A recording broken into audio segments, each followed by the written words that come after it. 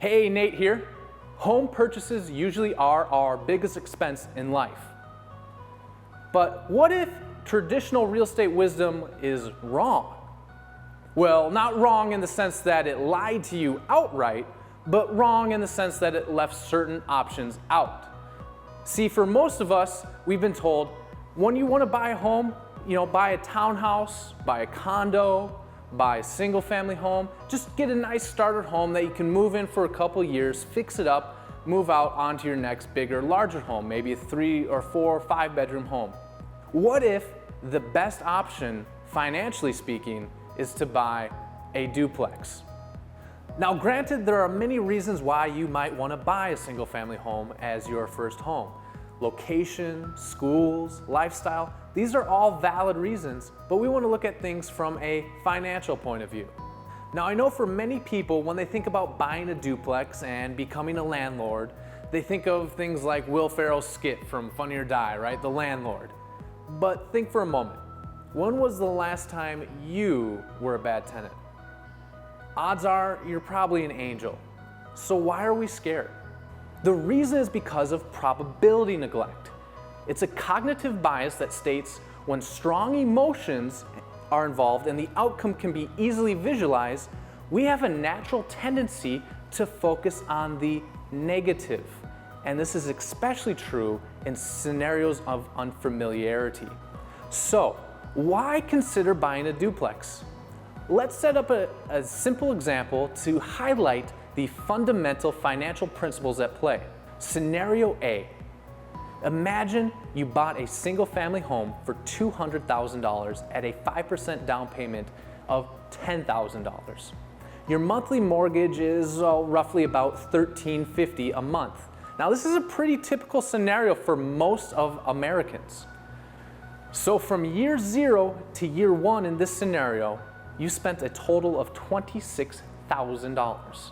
$10,000 on your down payment plus $16,200 in monthly mortgage payments. From year 1 to year 2, we don't add any new expenses such as a down payment or improvements, but you still do have that mortgage payment, bringing your total cash exposure to $42,400. And this is real money out of your pocket, out of your bank account. Now let's look at buying a duplex as your first property. We'll use the same financial info as the single family home, but we'll assume that you can rent out one side of the duplex for $1,250 a month.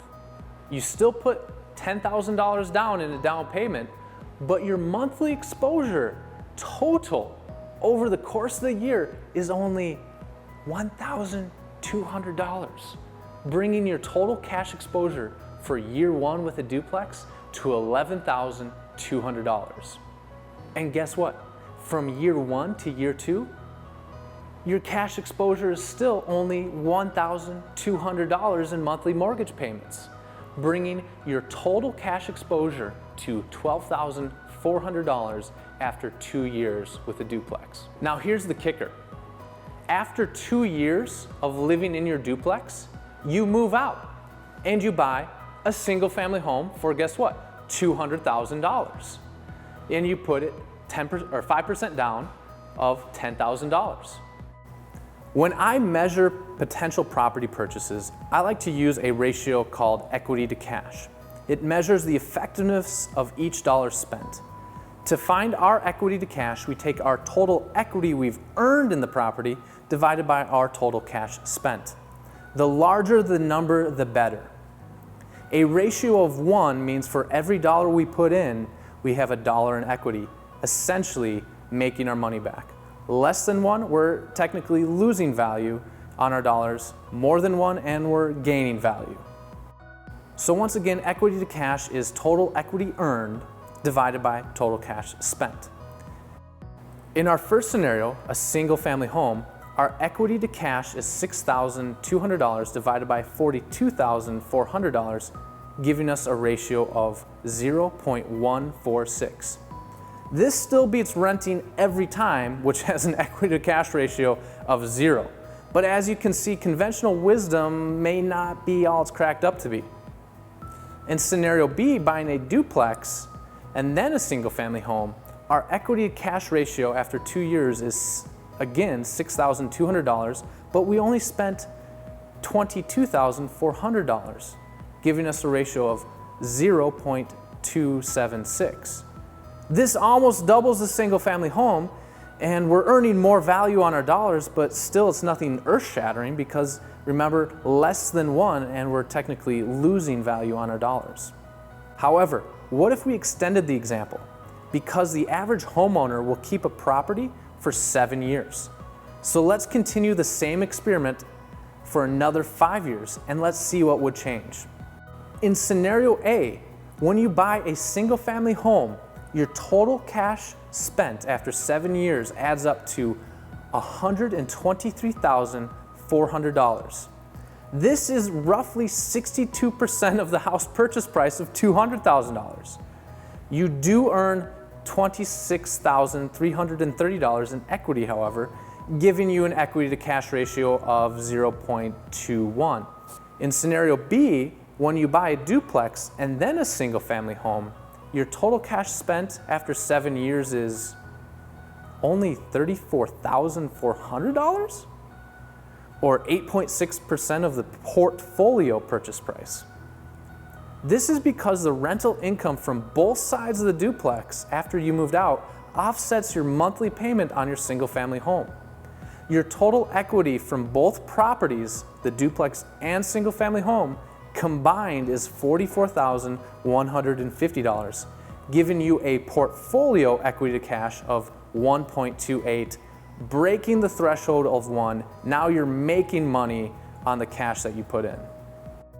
Remember, anything over 1 for equity to cash is adding value to your real cash dollars. Anything under 1 is taking value away from your cash dollars.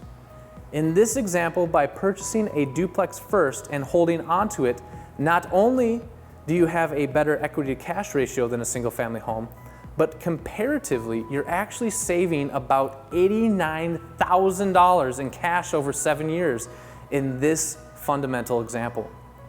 So would saving $89,000 over 7 years make you look pretty thrifty? Imagine what you could do with that, whether it's paying off student loans, vacation spending, putting it into your retirement. This is real cash that you're saving and reallocating into other things that are important to you. So is traditional real estate wisdom wrong? Well, not wrong in the sense that it beats renting every time, hands down. You're still earning equity, you're getting tax breaks, but it isn't 100% right either.